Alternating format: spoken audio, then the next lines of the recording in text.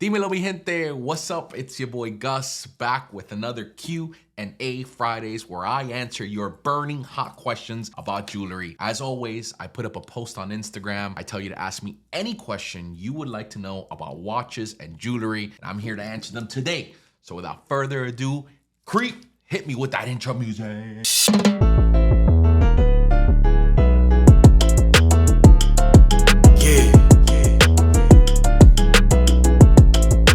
GusVillaJewelry. Now, before I get started on this Q&A Fridays and before I get bombarded with questions in the comments below, as always, I am wearing my 11mm 14 karat tricolor Cuban link chain, which I thought I was gonna sell, but I actually really like it and I think I'm gonna keep it. However, if someone gives me the right offer, it's yours, sold.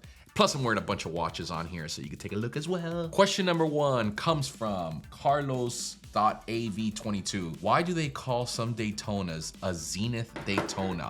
It was first introduced in 1963, but at the time it had manual wind movements. And this is actually the way it remained until 1988 when Rolex first introduced the first ever chronograph with a self-winding movement. Now, the reason why they call it the Zenith Daytona is because in 1988, Rolex grabbed the Zenith El Primero movement. What they basically did was they put it in a lab, modified it completely, and called it the Rolex Caliber 4030. That was actually in production from 1988 to the year 2000 when they introduced their very first in-house chronograph movement, which was the Caliber 4130. So any of these Rolexes that were produced from 1988 all the way to the year 2000 are commonly referred to as Zenith Daytonas because they didn't use their own in-house movement. An easy way to tell if your Daytona is a Zenith Daytona is by looking at the dials. On the Zenith Daytona watches, the 30-minute counter is located at the 3 o'clock, the 12 o'clock counter is located at the 6 o'clock, and the running seconds is located at the 9 o'clock. On the in-house Caliber 4130 Daytona watches, the running seconds is located on the 6 o'clock, and the 12-hour counter is located at the 9 o'clock. These two subdials switch positions while the 30-minute counter remained in its original location. And obviously the reference numbers are different. The Zenith Daytona has a 5-digit reference number, which is 16520, and the newer models post the year 2000 is 116520. And then of course the ceramic Daytonas, which are 116500 LN. Great question. Question number 2 comes from 7daddy_Diego7s. Would you do custom Moissanite on solid gold pieces? To be honest with you, yeah, it really doesn't matter. I can put whatever stone you would like. We just finished a project right now where it was a 500-gram Cuban link chain made with pave emerald set, not emerald cut diamonds, actual emeralds from Colombia. It came out stunningly beautiful. I could put any sort of stone that you'd like on gold. To be honest with you, there's really no difference in people putting diamonds, Moissanite, or CVD. A lot of people always say, hey, why would you put fake stones on gold? It actually makes a little bit more sense because you're spending a lot less and you're still not gonna get anything out of it the day you go to sell that piece. Remember, it's all about minimizing how much money you're putting into it because you're not really gonna get much out of it once you go to sell it. I get people come to my shop all the time trying to sell me their bust down chains, their bust down watches, and I look at them with a very serious face and I say, hey brother, you could actually keep those stones if you like. I'll just buy the gold. And if you do want me to buy those diamonds, I'm probably gonna give you nickels or pennies as opposed to what you paid for them. I declare bankruptcy!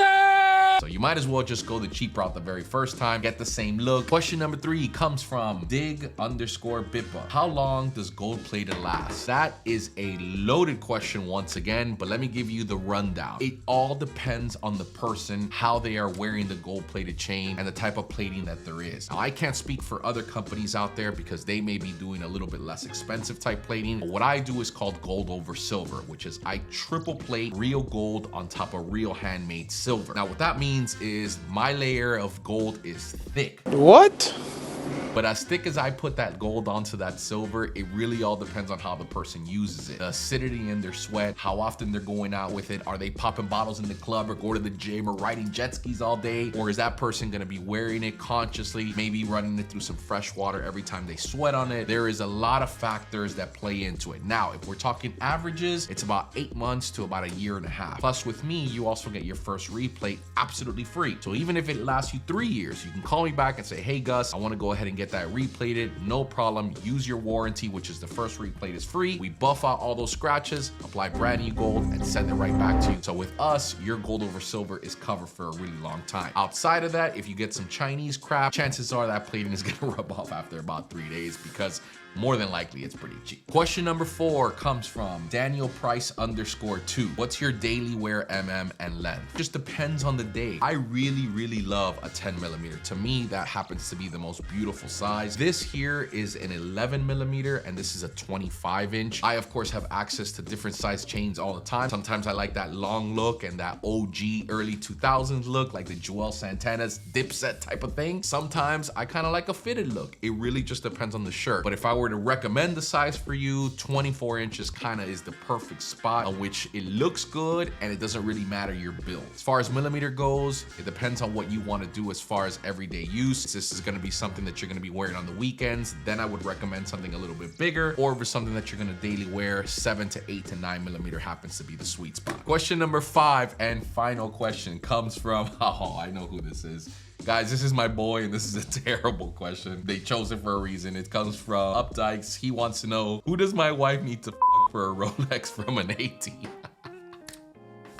Dude, first off, all right, guys, this is my boy. I know who he is, and it's a terrible question, but to be honest with you, it's hilarious. And shout out to Junior, I love you, bro. Rolex is actually getting a lot more softer with who they're calling. I know a lot of people right now getting that phone call for even a Daytona I heard about 2 weeks ago. I personally went into an AD in New York that I've bought watches from before. It was a completely different experience. If you guys haven't seen my Rolex AD Boutique podcast episode, I'm gonna link it right up here so you guys can see my experience from walking in there. And this was only a couple of months ago, but demand is dropping a bit. So therefore, these ADs are now having a little bit more inventory to play with. It's not so impossible to get a regular Rolex. For instance, your Submariners, your GMTs, your Datejust. I'm not saying you're gonna go in there and they're gonna be readily available, but they're a lot easier. People are getting those phone calls. It's starting to normalize to a certain extent on the Rolex market. If you want my tips on how to get that phone call, it's kind of a mixture of just walking around, building those relationships, saying hello, and doing that over and over within a year span. I'm not saying to go out there and stalk them or hide in a bush and pretend like you're a plant or whatever just to follow them home to the parking lot. But do drop in there once every couple of months. Again, introduce yourself, maybe make that relationship with one person in specific. So therefore, if you ever do need that watch, they'll think about you and they'll call you and let you know so you can get that watch of your dreams. Don't lose hope.